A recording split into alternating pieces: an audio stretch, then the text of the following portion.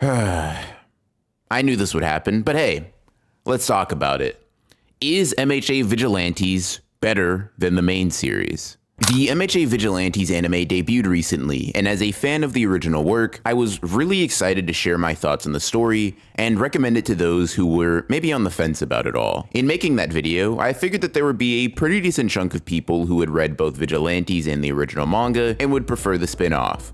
But even to me, the sheer amount of people who hold this opinion is shocking, and I myself know quite a few MHA fans that take, in a word, offense to the idea that people think Vigilantes is better than the main story. So when looking at these two manga, which do I think is better? To answer that, we need to look at a few separate variables and weigh them accordingly.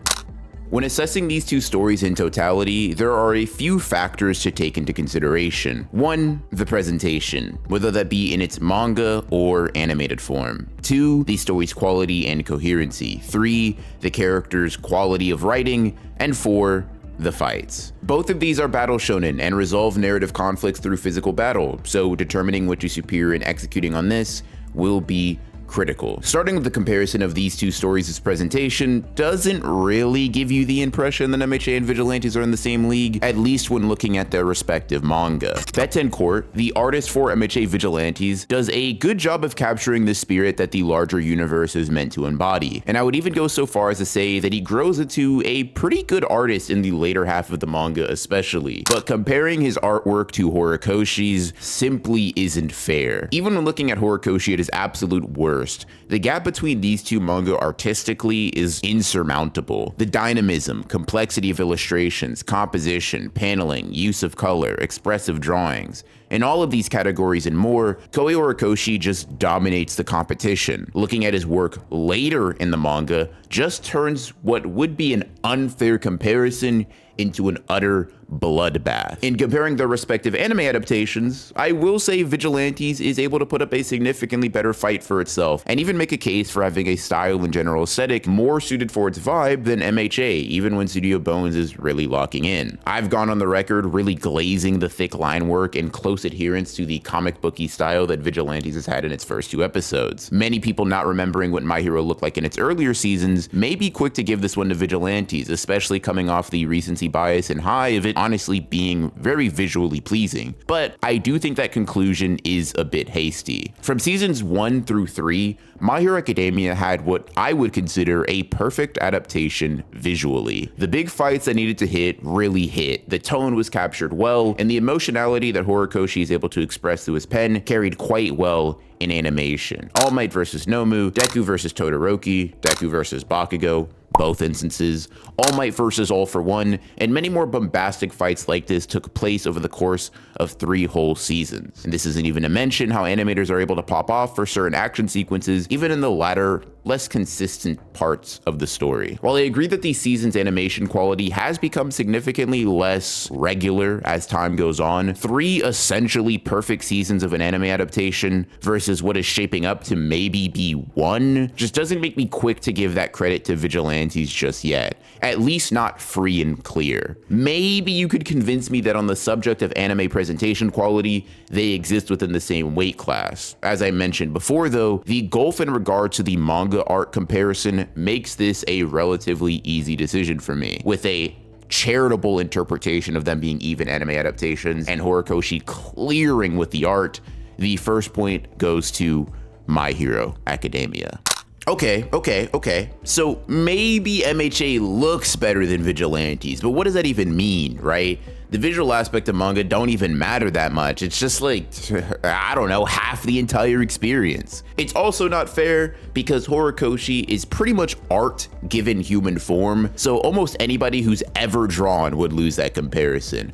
What really matters is the story. Well, I will say, on the basis of pure plot comparisons, MHA and Vigilantes certainly are much closer than before, but it's a little strange. This is something you'll hear me mention a few more times throughout this video, so make sure to listen up, but preferring the plot elements of Vigilantes to My Hero Academia is actually fine. I think that this is a much less offensive take than saying that the manga looks better. But if you're asking me which is structurally more sound, I think it'll just come down to your preference at the end of the day. What Vigilantes does really well, much better than MHA, is focused on the little guy and the little problems. Even in its final arc, the scale it taps into doesn't even compare to something like My Villain Academia in terms of overarching narrative importance and importance for the greater universe at large. The specific cracks in current hero society, the big names like All Might, Endeavor, or even smaller and less powerful heroes like Eraserhead Miss are picked up on by Koichi, Popstep, and Knuckle Duster, the vigilantes of the story. Its focus almost exclusively lies here. Maybe you're someone that finds that low to the ground element of the story being more exciting or more personal than the bombasticity you can find in any given MHA arc. But that wouldn't really be Vigilante's story being better, it'd be Vigilante's story being different. A sprawling world being written out for you for the first time, the tackling of overarching concepts of heroism, collective effort, and what reform in society for villains could possibly look like, and a massive undertaking in the ever-increasing in scale of it all. This is much of what MHA goes for, and it does it really well like 70 to 80% of the time. Don't get me wrong, I have my problems, a litany of problems with how certain plot points were addressed or that they even were addressed in the first place, but even if Horikoshi was only on the money 70% of the time, that's still 300 plus chapters of manga and well over double the amount of time that Vigilantes existed for, period. I simply say this to say, like much of the narrative comparison that's going to take place in this video, it largely does come down to preference. Do you like the smaller, shorter, and sometimes more boring plot of Vigilantes, or is the larger, more intricate, and less consistent story of MHA more your speed? Because they both do have their upsides and downsides. MHA does suffer from a little bit of inconsistency, while in my opinion, Vigilante suffers from sometimes just being too small in scale, too small in scope to the point that it gets boring. For me, I prefer what MHA has to offer, but in the spirit of absolute fairness and grace, I'll give a point to both manga for the aforementioned reasons. Aren't I so gracious and cool?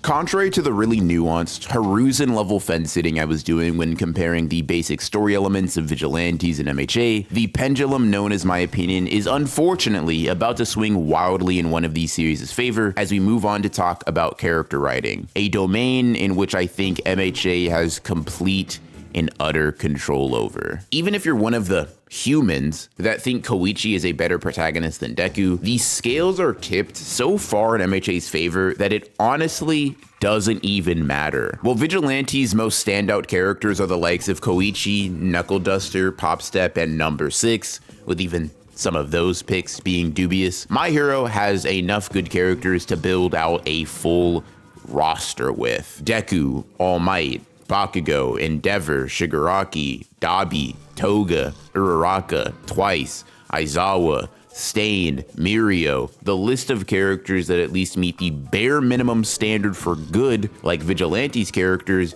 is pretty expansive, and I could go on and on and on. Sure, to be fair, characters like Aizawa, All Might, and Endeavor are in Vigilantes too, but with Aizawa being the exception, the character writing they get in the spin-off is a drop in the bucket when compared to the ocean of writing quality they experience in the main story. I promise I'm not trying to be funny or even really knock Vigilantes when I say this, but you can make a really compelling case for Endeavor and All Might alone clearing the entire cast of Vigilantes by themselves just on the basis of how well they're developed and consistently characterized throughout the series. The only thing stopping me from gloving up and boxing anyone who disagrees with this point is the final battle of Vigilantes and how that characterizes Koichi and his antagonist, but even then, it's not really close. If you're someone who's read the Vigilantes manga and maybe disagrees, I have an exercise for you to try out. First, I want you to name 5 Vigilantes original characters,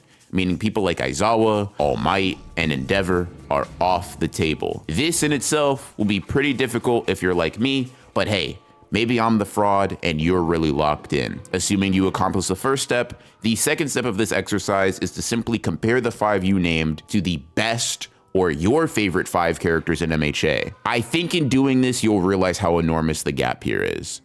Now, I'll grant you that there are plenty of MHA side characters that you won't care about, and definitely more useless or vapid characters than you'll find in Vigilantes, but you also won't find moments like Endeavor's plus ultra prominence burn, All Might's last stand, Bakugo's numerous moments of mental anguish in regards to his rivalry with Deku, or God forbid, Deku's speech to Todoroki. I view this comparison very similarly to how I view the comparison of each manga's art. The gap between them is colossal, and even the staunchest Vigilantes fan would hopefully be able to understand why I feel this way. So yet another point goes to MHA. Finally, we can talk about the fights.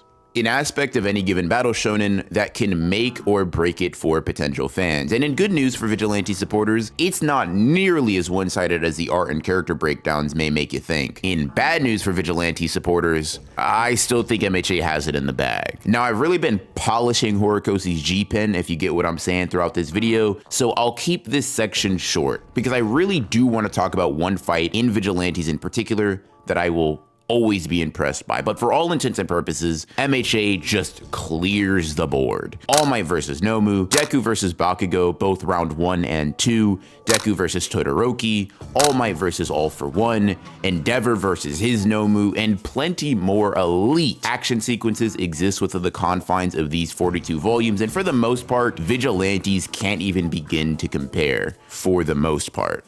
I phrase it like that because Vigilantes is home to a fight that, I shit you not, is one that I consider top 5, maybe if I'm being a little less charitable, top 7 in the entire franchise, original series included. Now I have to give a massive, ginormous, humongous spoiler warning for all those who haven't read the manga or at least read it to the end, so feel free to skip here to avoid all that. But my manga fans probably already know what I'm talking about. Koichi versus number 6, yeah, you guessed it, simply put, is cinema. I don't know what got into the duo writing and illustrating this final battle, but whatever it is, I want and I need it for myself. The quality of the art, the intensity of the action, the expert elevation of stakes and tension, and most importantly, the final shared character growth between number 6 and Koichi was phenomenal. Maybe one day I'll make a video just talking about that fight alone, because I really do think it deserves to be gassed up quite a bit. Seeing Koichi continually get praised for how powerful he's made his quirk, even if only subconsciously, was really cool, especially after all of the buildup with his quirk being so weak, and us really see him come into his own as a vigilante slash hero figure. And this sequence where Koichi and number 6 flash between displays of massive violence and destruction to 2 kids fighting on the playground with action figures was genuinely spectacular.